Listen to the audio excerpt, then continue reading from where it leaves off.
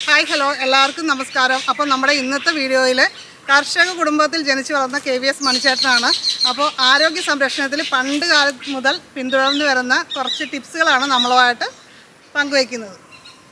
നമസ്കാരങ്ങൾ. പണ്ട് കാലഘട്ടത്ത് നമ്മൾ മുത്തച്ഛനും അച്ഛനും ഒക്കെ പറഞ്ഞു തന്നതും പിന്നെ നമ്മുടെ അറിവിലേക്കായിട്ട് അവർ ചെയ്ത കാര്യങ്ങളൊക്കെയാണ് ഞാനൊന്ന് സൂചിപ്പിക്കുന്നത്. പണ്ടൊക്കെ ഏതെങ്കിലും കാരണവശാൽ ഒരു അസുഖമോ ഒരു ചെറിയ പനിയോ അല്ലെങ്കിൽ അങ്ങനെ എന്തെങ്കിലും അസുഖങ്ങൾ വന്നു കഴിഞ്ഞാൽ ആദ്യം പ്രിഫർ ചെയ്യുന്നത് കഞ്ഞി. ആ പൊടിയരി കഞ്ഞിയാണ് ആദ്യമായിട്ട് തരുന്നത്. 11 ദിവസം പൊടിയരി കഞ്ഞി. പനിയൊക്കെ വരുന്ന സമയത്ത് അല്ലേ? 11 ദിവസം പൊടിയരി കഞ്ഞി.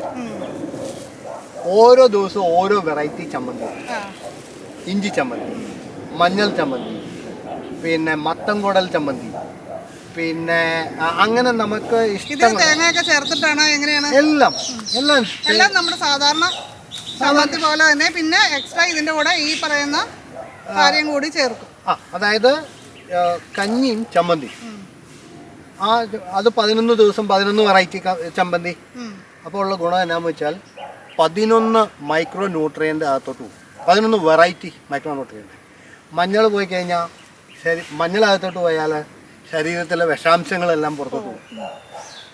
ഇഞ്ചി ചെന്ന് കഴിഞ്ഞാൽ കഫക്കെട്ടോ നീർക്കെട്ടോ അല്ലെങ്കിൽ ദഹനക്കുറവോ ഉണ്ടെങ്കിൽ അത് പോകും.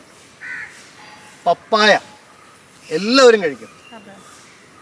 പേരയ്ക്ക എല്ലാവരും കഴിക്കും. ഇന്നും കഞ്ഞി മാത്രം കുടിച്ചിട്ട് എത്രയോ പേര് അസുഖങ്ങൾ മാറ്റുന്നുണ്ട്.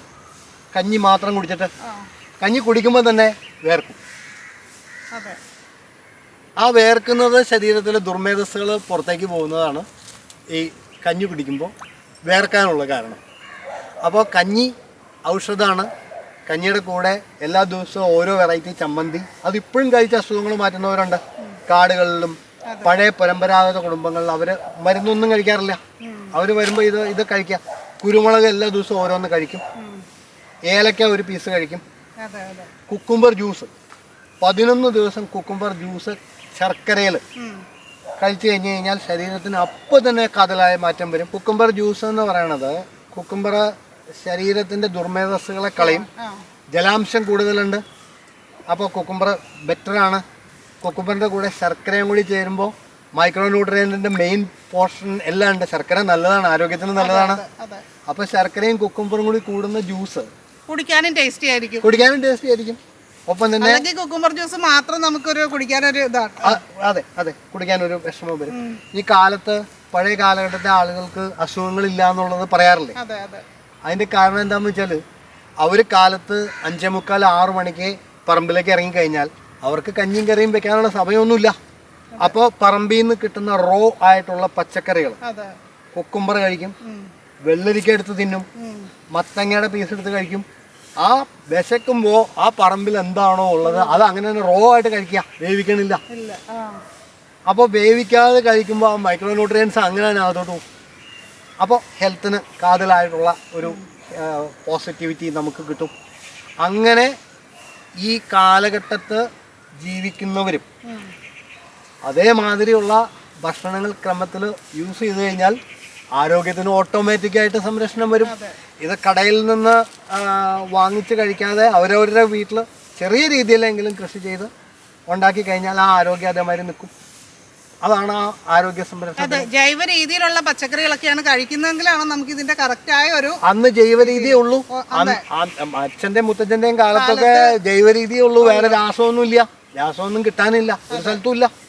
അവര് ചാണകവും ആട്ടിൻകാഷ്ടവും ഇതേമാതിരി കപ്പയുടെ ജ്യൂസും മുരിങ്ങയിലയുടെ ചാറും ഒക്കെ കീടനിയന്ത്രണത്തിനായിട്ട് ഉപയോഗിച്ചിരുന്നത്. പിന്നെ കള്ളടിക്കും.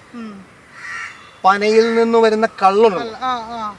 പനയിൽ നിന്ന് ആ അന്നത്തെ കാലഘട്ടത്തെ എല്ലാവരുടെയും വീട്ടിൽ പനകളുണ്ടായിരുന്നു. ഈ പനയിൽ നിന്ന് എടുക്കുന്ന കള്ള് അവര് 1 ലിറ്റർ കള്ളെടുത്തിട്ട് 10 ലിറ്റർ വെള്ളത്തിൽ മിക്സ് ചെയ്തിട്ട് അത് ചെടികൾക്ക് സ്പ്രേ ചെയ്യുമ്പോൾ അതിൻ്റെ ഒരു ചെറിയ അതിന് സ്വീറ്റ്നെസ് ഉണ്ട്. ആ സ്വീറ്റ്നെസ് കൊണ്ട് തേനീച്ചകൾ പറന്നു വരും. നമ്മുടെ ഇത് കൂടും, പോളിനേഷൻ കൂടും. അപ്പോൾ അന്നത്തെ കാലഘട്ടത്തെ അവലംബിച്ചുകൊണ്ടിരുന്നത് വെറൈറ്റി ഓഫ് തിങ്. അതൊക്കെയാണ് ഇതിൻ്റെ കാര്യങ്ങൾ. അപ്പോൾ ഇന്നത്തെ വീഡിയോ നിങ്ങൾക്ക് യൂസ്ഫുൾ ആയി തോന്നിയാൽ ലൈക്ക് ചെയ്യാനും ഷെയർ ചെയ്യാനും മറക്കരുത്. നിങ്ങളുടെ അഭിപ്രായങ്ങളൊക്കെ കമൻറ്റ് ചെയ്യുക. അപ്പോൾ നമ്മുടെ ചാനൽ ആദ്യമായിട്ട് കാണുന്നവരെല്ലാം ഒന്ന് സബ്സ്ക്രൈബ് ചെയ്ത് ബെല്ലൈക്കൺ ക്ലിക്ക് ചെയ്ത് ഓളൊന്ന് സെലക്ട് ചെയ്യുക. ഫേസ്ബുക്കിലാണ് കാണുന്നതെങ്കിൽ ഒന്ന് ഫോളോ ചെയ്യാനായിട്ട് മറക്കരുത്. അപ്പോൾ അടുത്തൊരു നല്ലൊരു വീഡിയോ ആയിട്ട് വീണ്ടും കാണാം. നന്ദി, നമസ്കാരം. ഒരു മിനിറ്റ് ഇങ്ങനെ ഒന്ന് നിന്നേക്കട്ടെ ഒന്ന്.